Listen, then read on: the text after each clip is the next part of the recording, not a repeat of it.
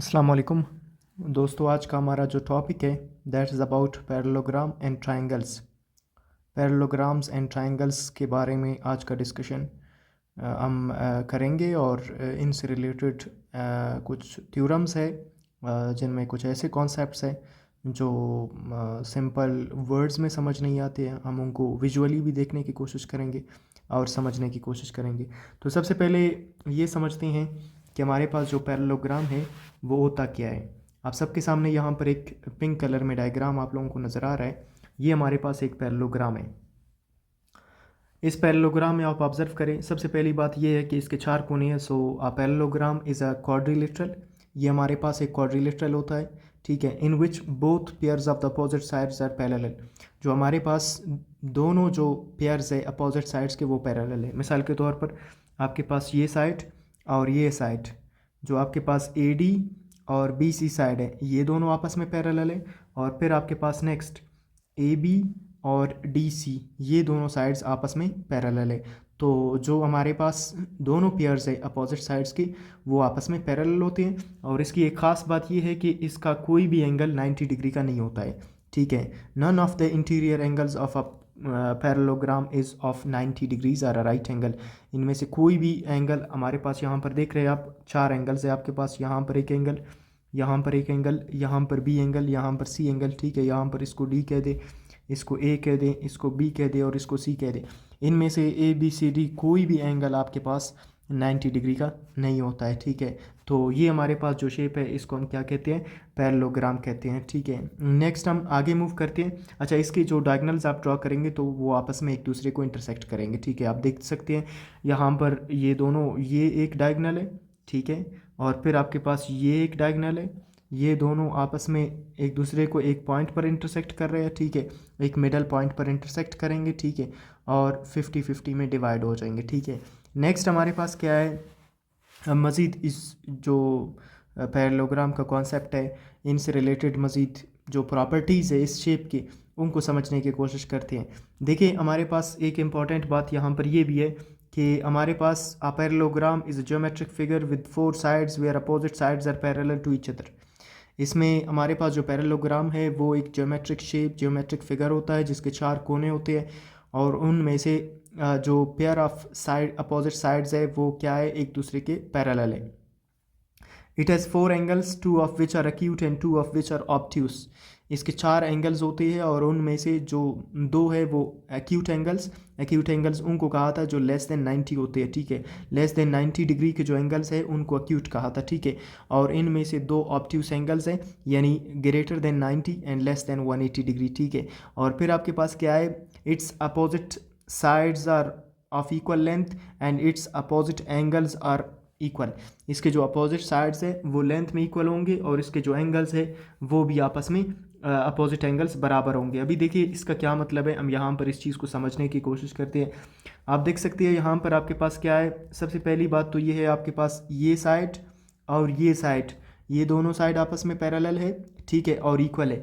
और फिर ये साइड और ये साइड, ये दोनों आपस में पैरेलल है और इक्वल है। इसके अलावा आप यहाँ पर दो एंगल्स क्या होंगे, वो आपके पास एक्यूट एंगल्स होंगे, यानी ये एंगल और ये एंगल एक्यूट एंगल होंगे। मिसाल के तौर पर अगर ये 70 डिग्री का है तो ये भी 70 डिग्री का होगा, यानी दोनों इक्वल भी होंगे।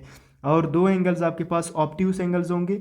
ये फॉर एग्जांपल अगर ये 120 डिग्री का है तो ये भी आपके पास इस तरह 120 वगैरह। तो आपके पास आई मीन ग्रेटर देन क्या है, ग्रेटर देन 90 है तो आपके पास क्या है, दो एंगल्स इनकी एक्यूट होंगी। एक्यूट एंगल्स कौन से को कहते हैं, लेस देन 90 जो एंगल्स होते हैं उनको क्या कहते हैं, एक्यूट एंगल्स कहते हैं। और जो greater than 90 degree and less then theta greater than 90 degree, और आपके पास जो थीटा है वो अगर 90 डिग्री से क्या हो, ग्रेटर हो और लेस देन 180 डिग्री हो, तो इनको हम क्या कहते हैं, ऑब्ट्यूस एंगल्स, ठीक है। तो आपके पास यहाँ पर जो दो एंगल्स है इसके इंटीरियर वो ऑब्ट्यूस होंगे और दो आपके पास क्या होंगे, एक्यूट एंगल्स होंगे, ठीक है। यानी एक्यूट एंगल्स उनको कहते हैं जो ज़ीरो से बड़े हो, ठीक है, theta greater than 0 and less then 90, इस दरमियान में जो एंगल्स लाई करते हैं उनको एक्यूट एंगल्स कहते हैं। तो ये हमारे पास क्या था, इससे रिलेटेड कुछ प्रॉपर्टीज़ थे। हम मज़ीद कुछ प्रॉपर्टीज़ को इससे रिलेटेड समझने की कोशिश करते हैं। तो प्रॉपर्टीज़ क्या है हमारे पास, यहाँ पर हमने अभी डिस्कस किया। हमारे पास प्रॉपर्टीज़ है, प्रॉपर्टीज़ ऑफ पैरेललोग्राम। हमारे पास opposite sides are equal means congruent, जो अपोजिट साइड है वो आपस में बराबर होंगे, ठीक है, इक्वल होंगे, उनको कॉन्ग्रुएंट भी कह सकते हैं। जो लेफ्ट साइड है वो राइट साइड के बराबर होगा। अभी लेफ्ट साइड कौन सा है, ये आपके पास लेफ्ट साइड, ये राइट साइड, ये दोनों आपस में इक्वल होंगे। Next, top side is equal to the bottom side, यानी ये जो आपके पास ऊपर वाला साइड है ये बेस वाले साइड के बराबर होगा। तो ये हमारे पास पहली प्रॉपर्टी है कि इसके साइड्स आपस में इक्वल होंगे। सेकंड हमारे पास है अपोजिट एंगल्स आर इक्वल, ठीक है, जो अपोजिट एंगल्स होंगे वो आपस में बराबर होंगे। Angle A is equal to angle C, angle B is equal to angle D. जो यहाँ पर मैंने बताया कि आपके पास जो एंगल्स है वो किस तरह बराबर होंगे। मिसाल के तौर पर ये ए है, ठीक है, और फिर आपके पास ये बी है, ये सी है और ये डी है। आपके पास यहाँ पर जो बनने वाला एंगल है इसको ए का नाम देते हैं, यहाँ पर बनने वाले एंगल को बी का नाम, यहाँ पर बनने वाले एंगल को सी का नाम, यहाँ पर बनने वाले एंगल को डी का नाम देते हैं। तो यहाँ पर आपके पास ये जो ए एंगल है और सी एंगल है ये आपस में अपोजिट है। ये दोनों क्या है, ये दोनों अपोजिट एंगल्स है और ये एक दूसरे के बराबर होंगे, ठीक है। तो आप कह सकते हैं कि आपके पास angle a is equal to angle c, और फिर आपस में ये जो बी है और डी है ये दोनों आपस में क्या होंगे, बराबर होंगे। तो आपके पास आप ये कह सकते हैं कि angle B is equal to angle D, angle B और एंगल डी बराबर होंगे, ठीक है। जो अपोजिट एंगल्स है वो, मिसाल के तौर पर if one angle is of 70 degree then the opposite is also of 70 degree. अगर एक एंगल 70 डिग्री का है, फॉर एग्जांपल ए अगर 70 डिग्री का है तो सी भी 70 डिग्री का होगा, ठीक है। नेक्स्ट हमारे पास जो कॉन्सेप्ट है वो है, प्रॉपर्टी है, diagonals bisect each other. Diagonals एक दूसरे को बाइसेक्ट करते हैं। बाइसेक्शन का क्या मतलब है, मीनिंग है the diagonals cut each other into two equal parts. जब आप इसके डायगोनल्स ड्रॉ करेंगे तो वो आपस में एक दूसरे को कट करेंगे दो बराबर हिस्सों में। अभी देखें यहाँ पर आप देख सकते हैं, यहाँ पर अगर हम इसके जो डायगोनल्स है वो ड्रॉ करने की कोशिश करें तो आपको क्लियर होगा कि ये कैसे एक दूसरे को आपस में बाइसेक्ट करते हैं। एक डायगोनल ये है, ठीक है, और दूसरा जो डायगोनल है वो डायगोनल ये है, ठीक है। तो आपके पास दो डायगोनल्स है और ये यहाँ पर एक दूसरे को क्या कर रहे हैं, कट कर रहे हैं यहाँ पर इस पॉइंट पर, यानी यहाँ पर ये एक दूसरे को बाइसेक्ट कर रहे हैं। आप देखिए बाइसेक्शन के बाद इसका ये लेंथ और फिर ये लेंथ दोनों आपस में क्या होंगे, बराबर होंगे, और इसका ये लेंथ, ठीक है, और फिर इसका ये लेंथ, ठीक है, ये दोनों आपस में क्या होंगे, इक्वल होंगे। तो ये आपस में मतलब एक दूसरे को बराबर दो हिस्सों में डिवाइड कर रहे हैं, कट कर रहे हैं, तो ये इनकी क्या कहलाती है, बाइसेक्शन कहलाती है। सो डायगोनल्स क्या करते हैं, एक दूसरे को बाइसेक्ट करते हैं, ठीक है। इसके अलावा आपके पास इसका कॉन्सेप्ट इस तरह हो सकता है, आप इस तरह भी कह सकते हैं कि अगर डायगोनल ए सी अगर डायगोनल 10 सेंटीमीटर का है तो then each of is a 5 centimetre. आप देखिए यहाँ पर हमने क्या कहा, हमने कहा कि अगर आपके पास फॉर एग्जांपल ये जो डायगोनल है यहाँ से लेकर यहाँ तक, अगर इस डायगोनल को हम ए सी का नाम दे दें, ये ए है और ये सी है, ये ए सी डायगोनल है। जब ये इसको for example next diagonal cut करेगा, टोटल ये कितने का था, टोटल 10 सेंटीमीटर का था, ठीक है। टोटल जो ए सी था that is equal to 10 centimetre. तो डिवीज़न के बाद जो इसका आधा पार्ट होगा यहाँ से यहाँ तक, वो कितना होगा, 5 सेंटीमीटर का होगा, ठीक है, और 5 सेंटीमीटर का ये होगा। सो इस तरह ये इसको डिवाइड करेगा, ठीक है। ये हमारे पास नेक्स्ट प्रॉपर्टी था। आगे कुछ प्रॉपर्टीज़ है हमारे पास, जो हमारे पास है वो यहाँ पर आप देख सकते हैं कि adjacent angles are supplementary meaning they sum to 180। जो एडजेसेंट एंगल्स होंगे वो सप्लीमेंट्री हम उन एंगल्स को हमने कहा कि जब दो एंगल्स उनको प्लस करें तो उनका मजमू 180 आ जाए तो उनको हम क्या कहते हैं, सप्लीमेंट्री एंगल्स कहते हैं, ठीक है।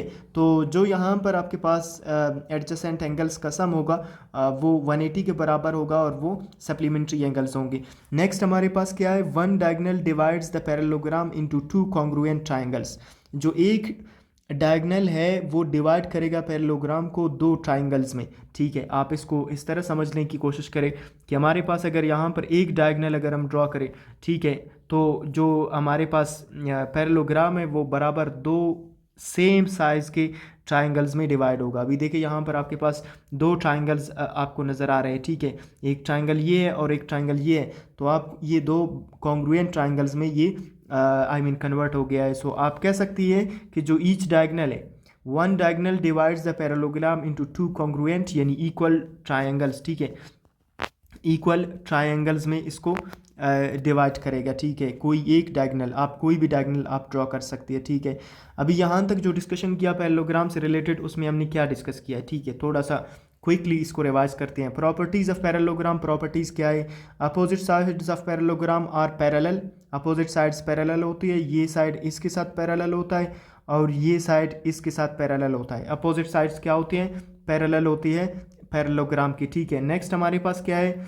नेक्स्ट प्रॉपर्टी है opposite sides are equal in length, जो ये लेंथ है AD और BC ये दोनों आपस में बराबर होंगे, AB और DC ये दोनों लेंथ आपस में बराबर होंगे, तो अपोजिट जो साइड्स की लेंथ है वो आपस में इक्वल होंगे। और इसके अलावा क्या है आपके पास? Opposite angles are equal, opposite angles बराबर होंगे। मिसाल के तौर पर ये वाला एंगल और ये वाला D एंगल, यानी B और D आपस में बराबर होंगे, A और C जो साइड के एंगल्स हैं ये दोनों आपस में इक्वल होंगे। डायगोनल्स बाइसेक्ट ईच अदर, जो डायगोनल्स है वो एक दूसरे को बराबर दो हिस्सों में डिवाइड करते हैं। आप देख सकते हैं यहाँ पर आपके पास जो डायगोनल्स है वो ड्रॉन है, ठीक है। आप यहाँ पर देखें A से लेकर C तक एक डायगोनल ड्रॉ किया गया है और B से लेकर D तक, तो ये दोनों डायगोनल्स एक दूसरे को बाइसेक्ट करते हैं, बराबर दो हिस्सों में डिवाइड करते हैं। अपोजिट एंगल्स आर इक्वल, जो अपोजिट एंगल्स है वो इक्वल होंगे आपस में, ठीक है। इसका क्या मतलब है? इसका मतलब है कि जो यहाँ पर बनने वाला एंगल है, A साइड पर बनने वाला एंगल है वो C साइड पर बनने वाले एंगल के बराबर होगा, और जो B साइड पर बनने वाला एंगल है वो D साइड पर बनने वाले एंगल के बराबर होगा। तो अपोजिट एंगल्स आर इक्वल। और इसके अलावा कॉन्सेप्ट क्या है? इसके अलावा इससे रिलेटेड आप ये भी कह सकते हैं कि आपके पास कंसेक्टिव एंगल्स आर सप्लीमेंट्री, जो कंसेक्टिव एंगल्स है वो क्या होंगे? सप्लीमेंट्री होंगे। अभी देखिए यहाँ पर मैं बताता हूँ कंसेक्टिव एंगल का क्या मतलब है, ठीक है।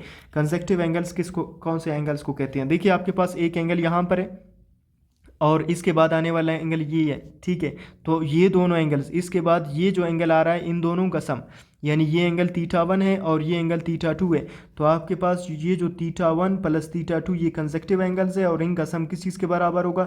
180 डिग्री के बराबर होगा, ठीक है। यानी ये दोनों क्या है? सप्लीमेंट्री एंगल्स है, ठीक है, क्योंकि इनका सम किस चीज़ के बराबर होगा? 180 के। फॉर एग्जाम्पल अगर हम यहाँ पर ये कह दें कि ये जो एंगल है ये 70 डिग्री का है, तो ये फिर कितने का होगा, ठीक है। तो आपके पास ये अगर 70 का है तो 70 में 80 प्लस करें, सॉरी 80 नहीं बल्कि आप अगर इसमें 110 प्लस करें, ठीक है, 110 प्लस करें तो 180 बनता है। तो आपके पास ये 70 डिग्री का हुआ, ये 110 डिग्री का हुआ, इज इक्वल टू ये दोनों 180 डिग्री के बनते हैं। तो इस तरह आपके पास ये दोनों क्या होंगे? ये दोनों कंसेक्टिव जो एंगल्स है वो सप्लीमेंट्री होंगे, ठीक है। तो आपके पास ये हमारे पास पैरेललोग्राम से रिलेटेड डिस्कशन था। मजीद कुछ पॉइंट्स है। Let us list out all the properties of parallelogram. Opposite sides are parallel, opposite sides are equal, opposite angles are equal, ठीक है। तो ये हमारे पास प्रॉपर्टीज थे, ठीक है। और इसके अलावा diagonals bisect each other into two congruent triangles, जो डायगोनल्स है वो पैरेललोग्राम को बाइसेक्ट करेंगे दो बराबर या कॉन्ग्रुएंट ट्राइंगल्स में, ठीक है। ये हमारे पास पैरेललोग्राम से रिलेटेड कुछ प्रॉपर्टीज़ थे जिनको समझना बहुत इंपॉर्टेंट है। नेक्स्ट हमारे पास क्या है? ट्राइंगल्स से रिलेटेड जितने भी इंपॉर्टेंट थ्योरम्स हैं उनको समझने की कोशिश करते हैं। हमारे पास ट्राइंगल से रिलेटेड पहला जो थ्योरम है that is mid point theorem.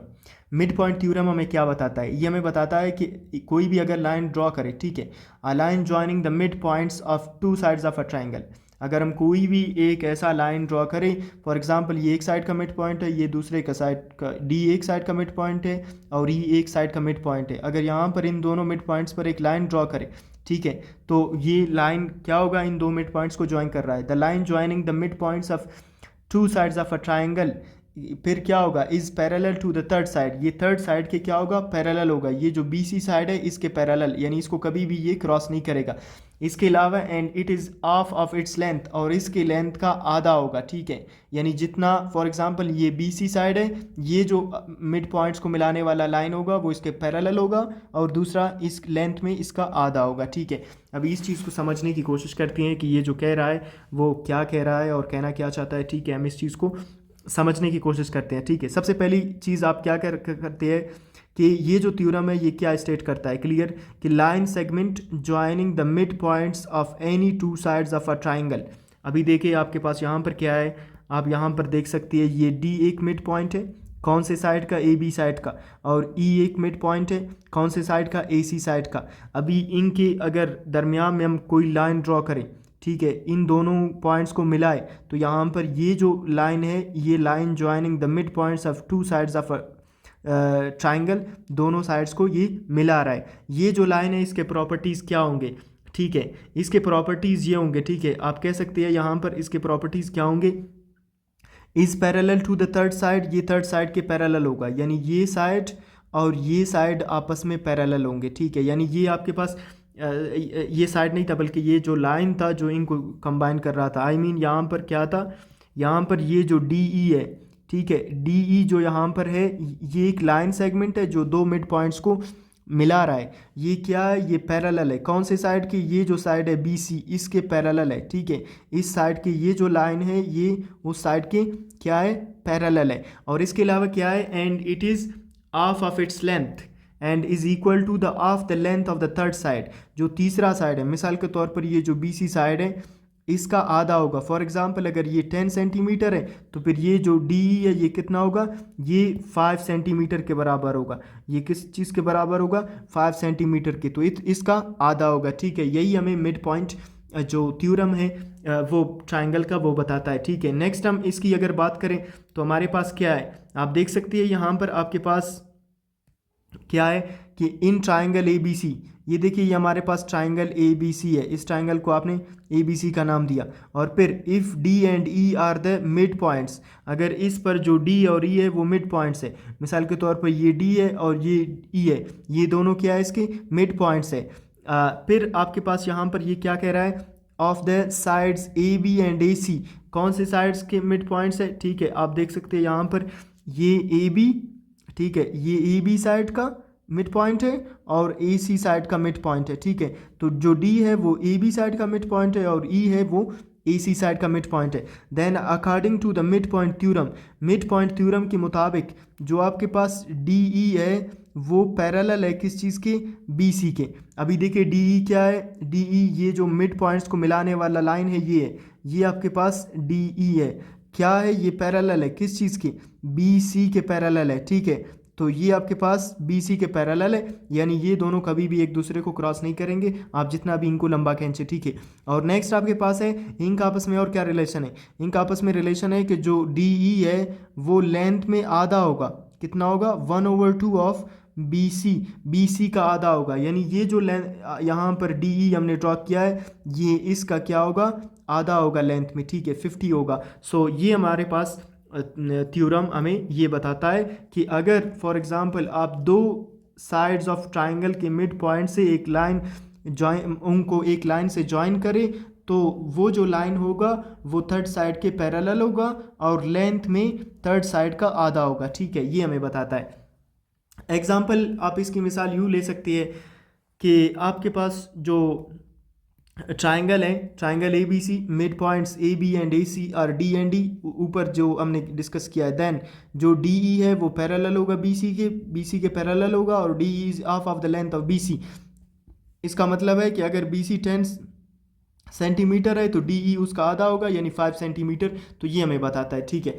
Next हमारे पास क्या है, medians of a triangle, triangle के मेडियंस, ठीक है। अभी एक मेडियन क्या होता है, सबसे पहले इस चीज़ को समझने की कोशिश करते हैं। Line segments joining the vertex to the mid point of the opposite side is called median, ठीक है।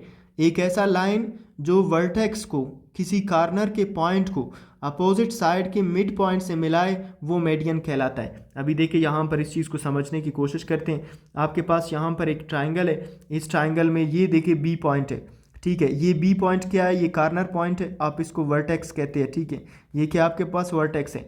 और फिर यहाँ से नेक्स्ट ये जो साइड है अपोजिट साइड, ये इसका मिड पॉइंट है, ई इसका क्या है, मिड पॉइंट है, यहाँ पर ये क्या है, मिड पॉइंट है, ओके।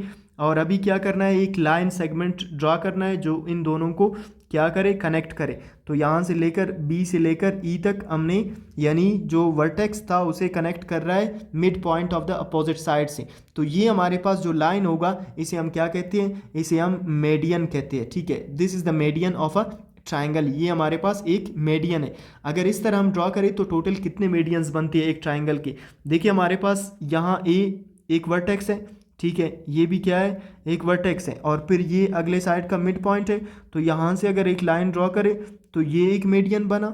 और फिर आपके पास नेक्स्ट क्या होगा, सी एक वर्टेक्स है, ठीक है, इट इज़ अ वर्टेक्स। और ये यहाँ पर एफ इसका अपोजिट मिड पॉइंट है, तो यहाँ से यहाँ पर ड्रॉ करें तो ये हमारे पास तीसरा मीडियन बनता है। तो टोटल इस ट्राइंगल के टोटल ट्राइंगल के कितने मीडियंस बनती है, 3 मीडियंस बनती है, ठीक है। तो आपके पास median of a triangle I think clear हुआ होगा। Next, the point where all the medians intersect is called centroid. जो पॉइंट जहाँ पर ये तीनों जो आपके क्या है मीडियंस है वो एक दूसरे को क्रॉस करते हैं, इंटरसेक्ट करते हैं, वो पॉइंट सेंट्रॉइड कहलाता है। आप देखिए यहाँ पर आपके पास ये अभी ये जो सेंटर पॉइंट है जहाँ पर ये तीनों एक दूसरे को क्रॉस कर रहे हैं, ओ से डिनोट किया गया है। ये जो पॉइंट ओ है इसको आप क्या कहते हैं, इसको ये सेंट्रॉइड कहलाता है। क्लियर, ये आपके पास क्या है, सेंट्रॉइड है। तो the point where all the 3 medians intersect is called centroid. ये क्या कहलाता है, centroid. Medians divide the triangle into 2 smaller triangles of equal area. देखिए अगर एक मीडियन की हम बात करें तो मिसाल के तौर पर यहाँ पर अगर हम सिर्फ एक मीडियन ड्रॉ करें तो देखती है कि फिर जो ट्राइंगल है वो उस पर क्या अफेक्ट पड़ेगा। तो आपके पास ट्राइंगल क्या है, ट्राइंगल यहाँ पर ए बी सी है, ठीक है, ये आपके पास क्या है, ये ट्राइंगल है आपके पास। अभी इस ट्राइंगल की अगर मीडियंस की बात करें, इस पॉइंट से लेकर इस पॉइंट तक हम मीडियन ड्रॉ करेंगे तो ये हमारे पास इसका मीडियन हुआ।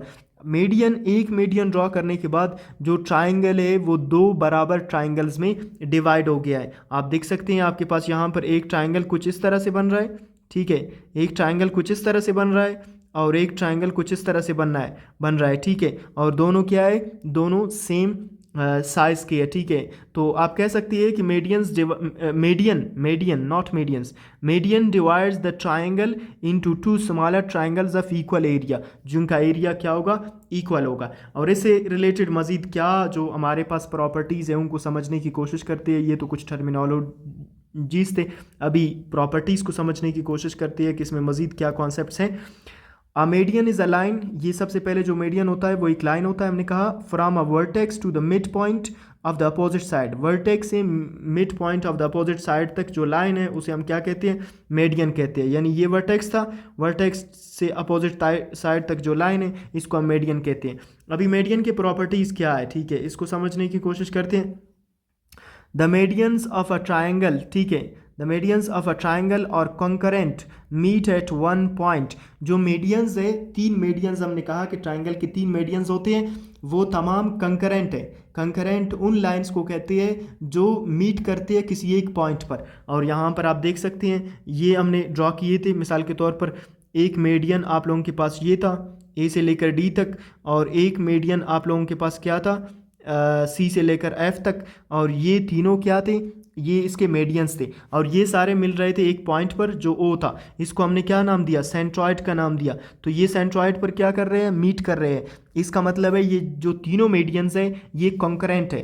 कंकरेंट उनको कहते हैं जो किसी मीट एट 1 पॉइंट, ऐसे लाइंस जो किसी एक पॉइंट पर मीट करते हैं उनको कंकरेंट लाइंस भी कह सकते हैं। तो मीडियंस कंकरेंट है। और फिर इसके अलावा इससे रिलेटेड क्या है, इससे रिलेटेड नेक्स्ट कॉन्सेप्ट आपके पास है, all 3 medians meet at 1 point called centroid. हमने कहा कि जो जिस पॉइंट पर मिलती है उसे सेंट्रॉइड कहती है और कंकरेंट है। और इससे रिलेटेड एक स्पेशल फैक्ट भी देखें, क्या है कि centroid divides the each median into ratio 2:1। ये 2:1 के रेशो में जो सेंट्रॉइड होता है वो मीडियम को 2:1 रेशो में क्या करता है, इसको डिवाइड करता है। तो आप देख सकते हैं यहाँ पर हम इसकी बात करेंगे, ठीक है। मिसाल के तौर पर ये हमारे पास ट्राइंगल है, अभी हम क्या करेंगे, इसका एक मीडियन ड्रॉ करेंगे। मिसाल के तौर पर यहाँ से लेकर यहाँ तक ये क्या है, एक मीडियन है। अभी इसमें जो सेंट्रॉइड है वो कहाँ पर है, वो सेंट्रॉइड यहाँ पर है। इसका मतलब है कि अगर यहाँ पर सेंट्रॉइड होगा तो अभी इसको 2 हिस्सों में इस सेंट्रॉइड ने डिवाइड किया, एक फॉर एग्जांपल यहाँ से यहाँ तक और फिर दूसरा यहाँ से यहाँ तक, ठीक है। और ये जो 2 डिविजन्स है वो क्या होंगे, यानी ये दुगना होगा बनिस्बत इसके, ठीक है। मिसाल के तौर पर ये जो साइड है ये इस साइड का डबल होगा, ये जो साइड है वो इस साइड का डबल होगा, ठीक है। तो 2:1 में। और फिर इसी तरह आप जब नेक्स्ट को फॉर एग्जांपल इसकी बात करती है, इस मीडियन की, तो यहाँ पर इस मीडियन का भी क्या होगा, ये डबल होगा और ये सिंगल के उसके बनिस्बत आधा होगा। और फिर आपके पास जो थर्ड है आप उसको देख सकते हैं, ये क्या होगा, ये ट्वाइस होगा as compare to this side. I mean centroid median को कुछ इस तरह से डिवाइड करेगा कि जो हमारे पास वर्टेक्स वाला साइड होगा वो डबल होगा जो मिड पॉइंट वाले साइड है उससे। तो जो वर्टेक्स वाला साइड होगा वो डबल होगा, 2 टाइम्स होगा then that of the side of median of the mid point. ठीक है, जो मिड पॉइंट वाला साइड है उसके डबल होगा जो वर्टेक्स वाला साइड होगा। ठीक है, तो ये हमारे पास क्या था कि centroid divides the median into ratio 2:1 ratio में क्या करेगा, इसको डिवाइड करेगा। If the median is 9 centimetre, अगर मीडियन 9 सेंटीमीटर है तो वर्टेक्स टू सेंट्रॉयड 6 सेंटीमीटर होगा और जो सेंट्रॉयड टू मिड पॉइंट है वो 3 सेंटीमीटर होगा। अभी इसका क्या मतलब है, देखिए हमारे पास ये कह रहा है कि टोटल कितना है, टोटल अगर 9 जो आपके पास मीडियन है वो अगर 9 सेंटीमीटर है, मिसाल के तौर पर यहाँ से लेकर यहाँ तक टोटल कितना है, टोटल ये जो BE है वो 9 सेंटीमीटर के बराबर है। ठीक है, और हमने कहा कि ये जो सेंट्रॉयड है ये इसको डिवाइड करेगा। ठीक है, इसका जो लेंथ है उसका 2 टाइम्स इस साइड पर होगा और फिर 1 टाइम इस साइड पर। तो आप कह सकती है कि ये जो वर्टेक्स वाला साइड है ये आपके पास BO है और BO किस चीज़ के बराबर होगा, 6 सेंटीमीटर के। और फिर रेशो जो आपके पास नेक्स्ट है OE आपके पास मिड पॉइंट वाला साइड है जो कि किस चीज़ के बराबर होगा, 3 सेंटीमीटर के। तो आपके पास 6 सेंटीमीटर रेशो 3 सेंटीमीटर। आप इनको अगर डिवाइड करेंगे फॉर एग्जांपल 3 2 ज़र 6, ठीक है, और फिर 3 1 ज़र 3। सो अगेन ये क्या है आपके पास, ये 2:1 का रेशो बना। ठीक है, तो इस तरह आपके पास क्या होगा, ये 2:1 के रेशो में इसको डिवाइड करेगा। तो ओवरऑल हमने क्या डिस्कस किया, हमने कहा कि एक जो ट्राइंगल है उसके 3 मीडियंस होती है एज 3 मीडियंस। ठीक है, और 3 medians meet at one point called the centroid of the triangle. Each median divides the main triangle into 2 smaller triangles. और जो मीडियन होगा वो जो सेंट्रॉइड जो सेंटर पॉइंट होगा उसे सेंट्रॉइड कहेंगे। ठीक है, और ये तीनों मीडियंस कंकरेंट लाइंस है और ये जो सेंट्रॉइड है वो हर मीडियन को 2:1 में डिवाइड करेगा। ठीक है, ये हमारे पास क्या था, ये हमारे पास मीडियंस ऑफ अ ट्राइंगल का थ्योरम था और इस तरह हमने इसको समझने की कोशिश की। प्रॉपर्टीज़ क्या थे, कॉन्ग्रुएंट ट्राइंगल्स की हम बात करते हैं। ठीक है, 2 ट्राइंगल्स आर कॉन्ग्रुएंट। अभी देखिए कौन से ट्राइंगल्स को हम कॉन्ग्रुएंट कहेंगे। ठीक है, इस चीज़ को समझने की कोशिश करते हैं। वो ट्राइंगल्स जिनका shape and size exactly same हो, शेप और साइज एग्जैक्टली सेम हो तो उनको हम क्या कहते हैं, कॉन्ग्रुएंट या इक्वल ट्राइंगल्स कहते हैं। ठीक है, मिसाल के तौर पर सबसे पहली बात यह है कि corresponding sides and angles are equal. अगर किसी एक ऐसा ट्राइंगल है जिसके मतलब तीनों साइड नेक्स्ट की तीनों साइड के बराबर है और उनके एंगल सेम है तो इसका मतलब है वो दोनों शेप और साइज में सेम है, इसका मतलब है वो कॉन्ग्रुएंट है। आपके पास अगर एक ट्राइंगल है, triangle ABC is congruent to, ये कॉन्ग्रुएंसी का साइन है। ठीक है, तो इज कॉन्ग्रुएंट टू DEF। तो इसका क्या मतलब है कि AB साइड DE साइड के बराबर होगा, BC साइड EF साइड के बराबर होगा और एंगल A एंगल D के बराबर होगा। ठीक है, तो ये आपके पास अभी इसका क्या मतलब है, हम इस चीज़ को एग्जांपल से समझने की कोशिश करती है कि मैं जो कह रहा हूँ कॉन्ग्रुएंसी का क्या मतलब है। देखिए हमारे पास अगर 2 राइट एंगल ट्राइंगल्स हैं तो उसमें क्या होना चाहिए, अगर सबसे पहले वो दोनों अगर राइट ट्राइंगल्स है यानी उनमें एक एंगल 90 डिग्री का है तो फिर उसके लिए उनको कॉन्ग्रुएंट होने के लिए उनका एक शर्त है कि उनका हाइपोटेन्यूस और प्लस एक साइड क्या होना चाहिए, इक्वल होना चाहिए। For example 2 triangles are congruent, 2 right triangles are congruent. 2 right triangles congruent होंगे कब, जब उनका हाइपोटेन्यूस सेम होगा एंड अ साइड, एक साइड कोई भी एक साइड सेम होगा। तो next is equal to the hypotenuse and a side of the other. तो मिसाल के तौर पर आप यहाँ पर देख सकते हैं 2 राइट ट्राइंगल्स हैं, आपके पास दोनों में एक एंगल 90 डिग्री का है। देखिए दोनों में एक एंगल 90 का है तो राइट ट्राइंगल्स है। फिर आपके पास ये जो साइड है AB, ये किस चीज़ के बराबर है, 3 के बराबर है। इसका ये जो उसी साइड है ये भी 3 के बराबर है। इसका हाइपोटेन्यूस किस चीज़ के बराबर है, 5 के बराबर है। इसका हाइपोटेन्यूस किस चीज़ के बराबर है, ये भी 5 के बराबर है। सो इट मीन्स कि ये इनका हाइपोटेन्यूस प्लस एक साइड बराबर है तो लिहाजा ये किस तरह के ट्राइंगल्स हैं, ये कॉन्ग्रुएंट ट्राइंगल्स हैं। तो राइट ट्राइंगल्स के लिए कॉन्ग्रुएंसी का कंडीशन ये था। नेक्स्ट हमारे पास यहाँ पर एक और एग्जांपल है क्या ये दोनों जो ट्राइंगल्स यहाँ पर आपको नज़र आ रहे हैं क्या ये कॉन्ग्रुएंट है कि नहीं है। तो इसमें क्या करना है आपने, कोई भी दो साइड्स ट्राइंगल की और उन दो साइड्स के दरमियान आने वाला एंगल को चेक करना है आपने। अगर दो साइड्स और उनके साइड्स के मिडल में आने वाला एंगल है, अगर ये दोनों बराबर होंगे इंक्लूडिंग द मिडल एंगल, वो भी इक्वल होगा, तो इसका मतलब है वो कॉन्ग्रुएंट होंगे।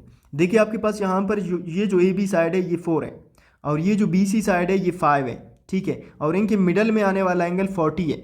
और नेक्स्ट पर अगर देखें तो आपके पास ये जो पी क्यू है ये 4 है और फिर ये जो क्यू आर है ये 5 है और इनके मिडल में आने वाला एंगल 40 है। तो इसका मतलब है आप देख सकते हैं आपके पास क्या है यहाँ पर, ये साइड और ये साइड, ये साइड और ये साइड सेम है और इनके मिडल में आने वाला एंगल दोनों में सेम है। तो इसका मतलब है ये दोनों जो ट्राइंगल्स हैं, triangle a b c and p q r, दोनों क्या है, कॉन्ग्रुएंट है, they are of same size and same shape. Okay, so ये हमारे पास। इसके अलावा क्या कंडीशंस है, हम ये कैसे पहचानेंगे कि कौन से ट्राइंगल्स कॉन्ग्रुएंट होते हैं और कौन से नहीं होते, मैं इसको डिटेल में डिस्कस करने लगा हूँ। आपके पास यहाँ पर एक और केस है, उसके बाद हम डिटेल की तरफ जाएंगे। देखिए हमारे पास अगर किसी ट्राइंगल की तीनों लेंथ्स बराबर हो, मिसाल के तौर पर इसका ये साइड ठीक है 3 है और फिर इसका हाइपोटेन्यूज ठीक है 7 है और फिर इसका जो बेस है वो कितना है आपके पास 5 है और इसी तरह आपके पास इसका कोरिस्पॉन्डिंग साइड 3 है, इसका नेक्स्ट कोरिस्पॉन्डिंग 7 है, इसका नेक्स्ट कोरिस्पॉन्डिंग साइड, यानी ये इक्विलेटरल ट्राइंगल्स हैं, तो इसका मतलब है ये इसके साइड्स इक्वल है। तो अगर इस तरह हो कि तीनों साइड्स किसी भी ट्राइंगल के आपस में बराबर हो तो वो भी कॉन्ग्रुएंट होते हैं, ठीक है। ये ट्रिपल एस का मेथड है, ये बताता है कि अगर तीनों साइड्स बराबर हैं तो ये तीनों दोनों ट्राइंगल्स क्या है, कॉन्ग्रुएंट है। अगर तीनों एंगल्स बराबर हो तो क्या वो कॉन्ग्रुएंट होंगे या नहीं होंगे, इट इज़ अ क्वेश्चन, ठीक है। अगर तीनों एंगल्स बराबर हो तो क्या जो आपके पास ट्राइंगल्स होंगे वो कॉन्ग्रुएंट कहलाएंगे या नहीं कहलाएंगे। अभी देखिए इसमें एक एंगल 45 का है, इसमें एक एंगल 45 का है और एक 90 का है, इसमें एक एंगल 45 का है, एक 45 का है, एक 90 का है। तो क्या ये जो ट्राइंगल्स है ये कॉन्ग्रुएंट है कि नहीं है। तो प्लीज़ एक बात सुने कि इसमें आपको वाज़िया नज़र आ रहा है कि इनकी शेप्स मुख्तलिफ है, गो कि इनके एंगल सेम है लेकिन इनके जो शेप्स है वो डिफरेंट है।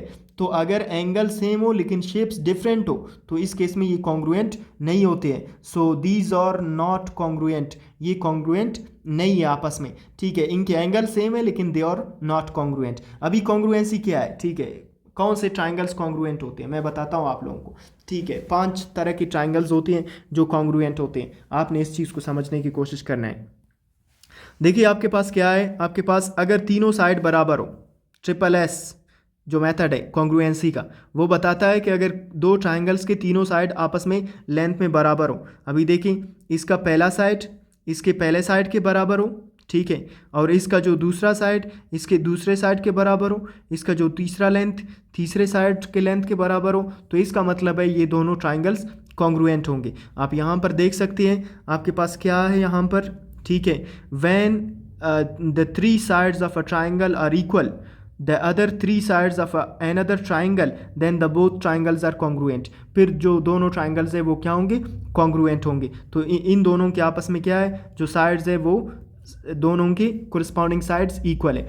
नेक्स्ट हमारे पास जो मेथड है वो हमें क्या बताता है, ये हमें बताता है SAS मेथड, यानी साइड एंगल साइड, यानी दो साइड और उनके बीच में आने वाला जो एंगल ये अगर बराबर हो दोनों ट्राइंगल्स में तो इसका मतलब है वो कॉन्ग्रुएंट होते हैं। अभी देखें इसका एक साइड, ठीक है, इसके पहले साइड के बराबर हो, इसका दूसरा साइड इसके दूसरे साइड के बराबर हो और इन दोनों साइड्स के दरमियान में आने वाला एंगल, यानी ये दोनों साइड्स थे इसके बीच में आने वाला एंगल, ये दोनों साइड्स थे इनके दरमियान में आने वाला एंगल, ये दोनों एंगल्स अगर बराबर है आपस में और साइड्स बराबर है, दो साइड्स और इनके मिडल में आने वाला एंगल अगर इक्वल है तो triangles are congruent.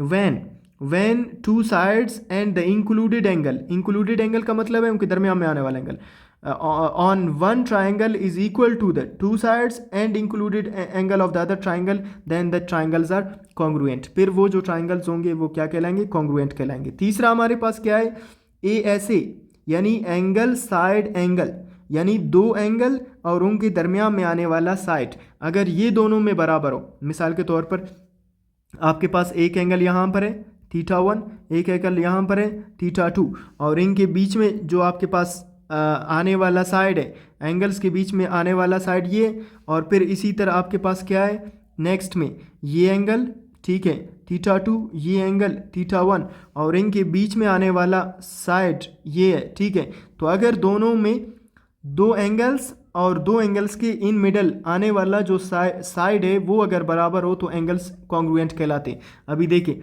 When two angles and the included side का मतलब उन एंगल्स के बीच में आने वाला side of one triangle are equal to the two angles and the included side of the another, then the triangles are congruent। फिर जो triangles होंगे वो congruent कहलाएंगे। नेक्स्ट हमारे पास क्या है, डबल AS, यानी एंगल एंड साइड, दो एंगल और एक साइड। मिसाल के तौर पर दो एंगल और उसके अलावा मिडल के बजाय कोई और साइड। मिसाल के तौर पर आपके पास यहाँ पर एक एंगल ये और एक एंगल ये, थीटा 1 और थीटा 2।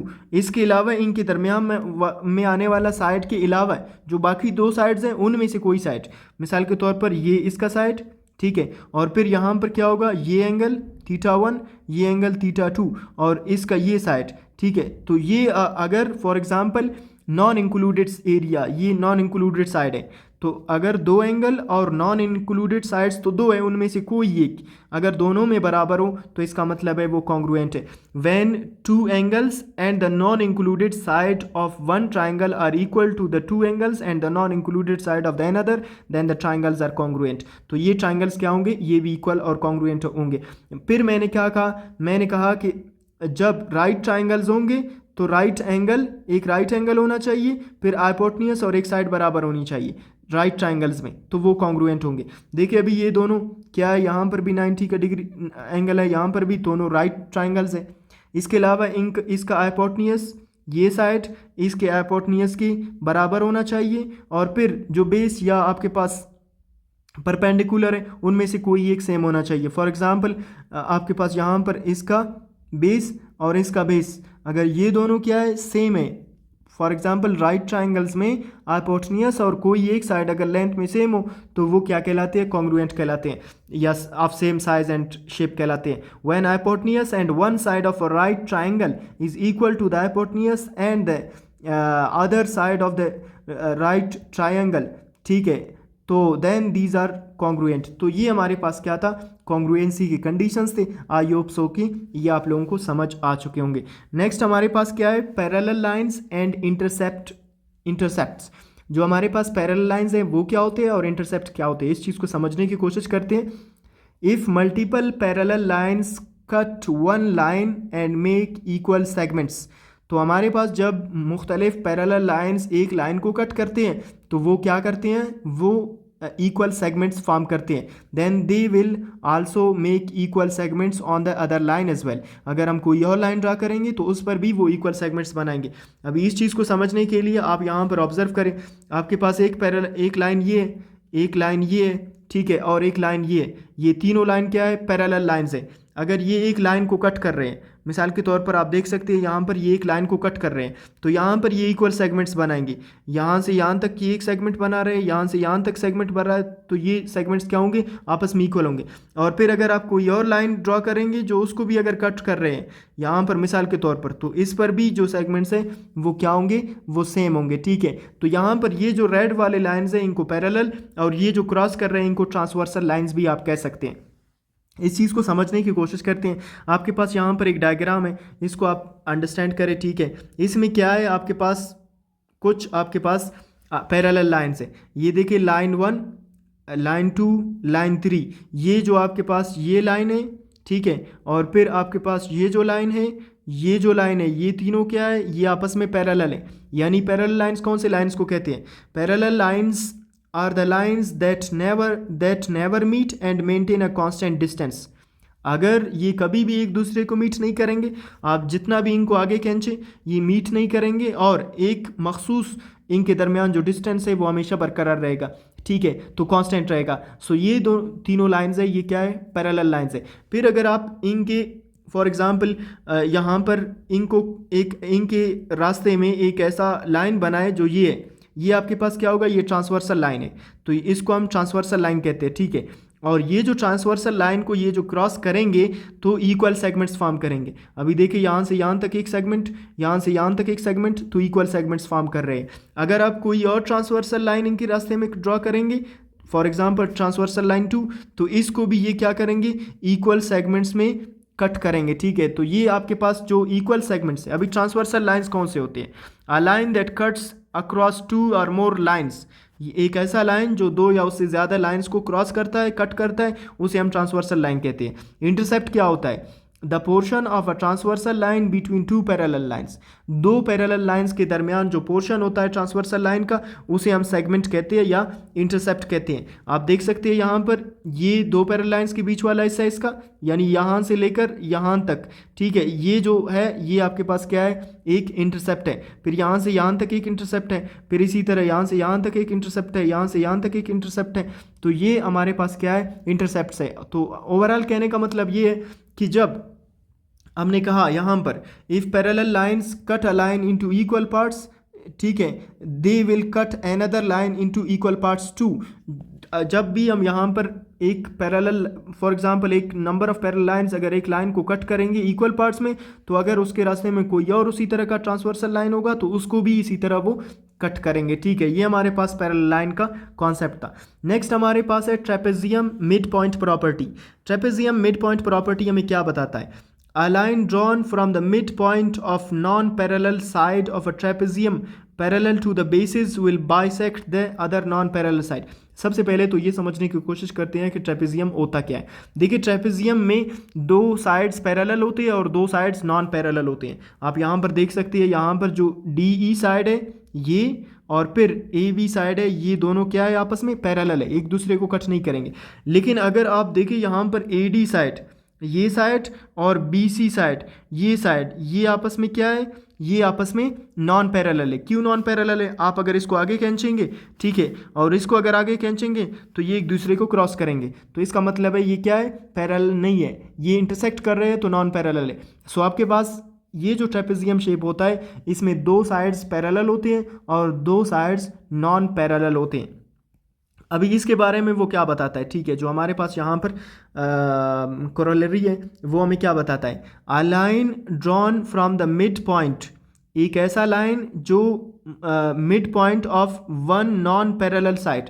अभी देखिए ये हमारे पास नॉन पैरेलल साइड कौन सा है, ये एक हमारे पास नॉन पैरेलल साइड है। ठीक है, इस नॉन पैरेलल साइड से अगर हम कोई इसके मिड पॉइंट से अगर कोई लाइन ड्रॉ करें, ये इसका एम मिड पॉइंट है, इसके मिड पॉइंट से अगर क्या करें, एक लाइन ड्रॉ करें जो हमारे पास यहाँ पर ये एक लाइन है और अगले साइड पर इसको ले जाए, of a trapezium parallel to the bases will bisect the other non parallel side. जब हम इसको नेक्स्ट साइड के मिड पॉइंट से मिलाएंगे तो इसको ये बाइसेक्ट करेगा, 2 बराबर हिस्सों में डिवाइड करेगा। ठीक है, 2 बराबर हिस्सों में डिवाइड करेगा, यानी यहाँ पर ये जो नॉन पैरेलल साइड था ये यहाँ से B से लेकर C तक था, अभी इसको डिवाइड ये करेगा, यानी यहाँ से लेकर यहाँ तक एक साइड यानी BN, और फिर यहाँ से यहाँ तक ये क्या होगा, NC।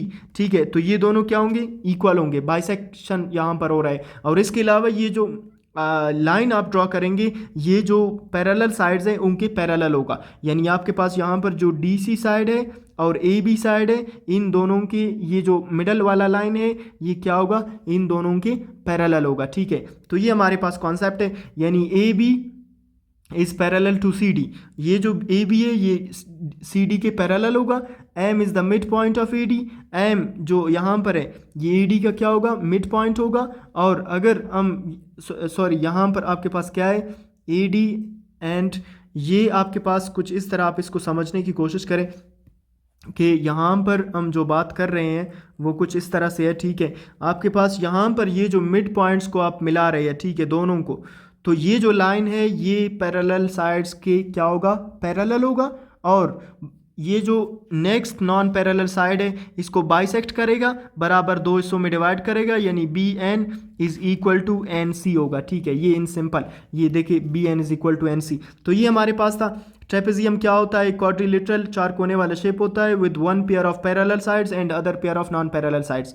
नॉन पैरेलल साइड्स कौन से होती है, the sides that are not parallel are also called legs, वो लेग्स भी कहलाते हैं। मिड पॉइंट क्या होता है? A point that divides a line into two equal parts, एक ऐसा पॉइंट जो एक लाइन को दो बराबर हिस्सों में डिवाइड करे, वो मिड पॉइंट। अभी देखिए यहाँ पर ये ए डी है, ठीक है, ए डी का ये मिड पॉइंट है, ठीक है। बाइसेक्शन का क्या मतलब है? या बाइसेक्ट का to divide something into two equal parts, किसी चीज़ को दो बराबर हिस्सों में डिवाइड करना। अभी देखिए यहाँ पर इसने दो बराबर हिस्सों में इस साइड को डिवाइड किया, तो ये बाइसेक्ट कर गया।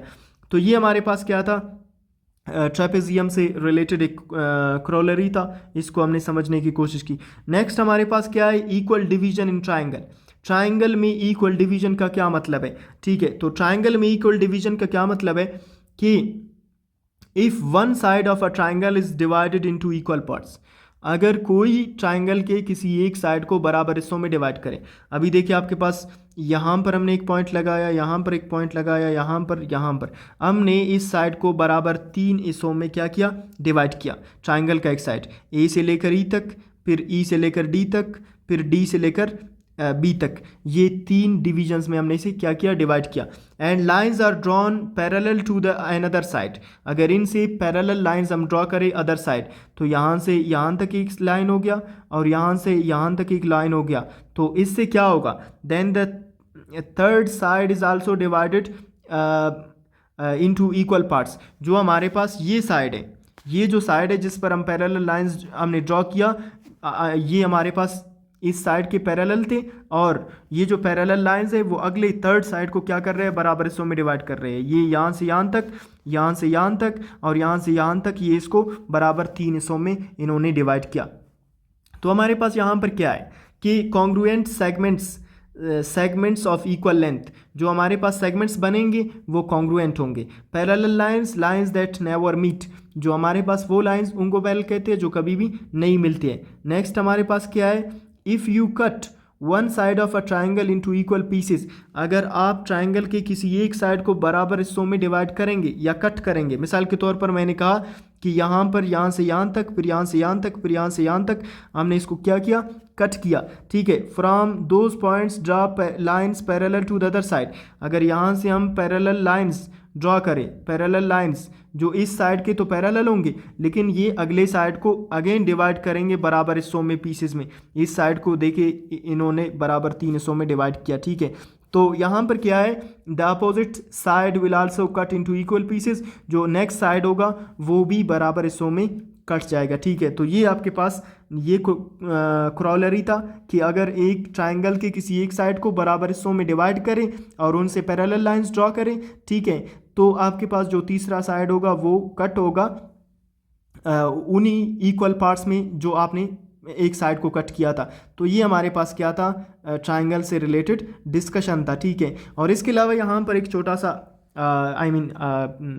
कॉन्सेप्ट है, इसको भी समझने की कोशिश करते हैं कि a line drawn from the mid point of one side is of a triangle is parallel to the another side and will bisect the third side. अगर हम यहाँ पर एक ट्राइंगल के, फॉर एग्जांपल देखिए यहाँ पर अगर मेरे पास एक ट्राइंगल है, ठीक है, इसकी अगर एक साइड से मैं for example drawn from the mid point of one side, ये इसका अगर मिड पॉइंट है, अगर इसके मिड पॉइंट से एक लाइन ड्रॉ करता हूँ, ठीक है, जो एक साइड के पैरेलल होगा। अभी देखिए यहाँ से अगर मैं यहाँ पर ड्रॉ करता हूँ ये लाइन, तो इस साइड की ये क्या है? पैरेलल है। ये साइड और वो लाइन क्या है? आपस में पैरेलल है। और फिर ये क्या करेगा? It will bisect the third side, जो तीसरा साइड ये साइड है, इसको इसने बराबर दो हिस्सों में क्या किया? डिवाइड किया, तो इसने इसको बराबर दो हिस्सों में बाइसेक्ट किया। तो आपके पास ये क्या कहता है? ये कह रहा है कि a line drawn from the mid point से अगर लाइन ड्रॉ करेंगे of a triangle parallel to the another side, इस साइड की ये जो पैरेलल होगा that will bisect the third side, इस साइड को ये बाइसेक्ट करेगा, यानी बराबर दो हिस्सों में डिवाइड करेगा। अभी इसमें कुछ मेन वर्ड्स हैं, इनको समझना है। मिड पॉइंट क्या होता है? एक ऐसा पॉइंट जो किसी लाइन को दो बराबर हिस्सों में डिवाइड करे, वो मिड पॉइंट होता है, ठीक है। बाइसेक्शन का क्या मतलब है? Divide into two equal parts, दो बराबर हिस्सों में डिवाइड करना। तो यहाँ पर ये ए से लेकर डी तक और डी से लेकर सी तक ये बराबर दो हिस्सों में। पैरेलल लाइंस कौन से लाइंस होते हैं? Lines that remain equidistance and never meet, वो एक दूसरे से सेम फासले पर रहते हैं और कभी भी एक दूसरे को इंटरसेक्ट नहीं करते हैं। ऐसे लाइंस क्या कहलाते हैं? पैरेलल लाइंस कहलाते हैं। तो ये हमारा जो कॉन्सेप्ट था पैरेललोग्राम्स एंड ट्राइंगल से रिलेटेड था। बाकी इंशाल्लाह डिस्कशन मज़ीद जारी रहेगा। तो आज के लिए इतना ही काफ़ी है। ओके, अल्लाह हाफिज़।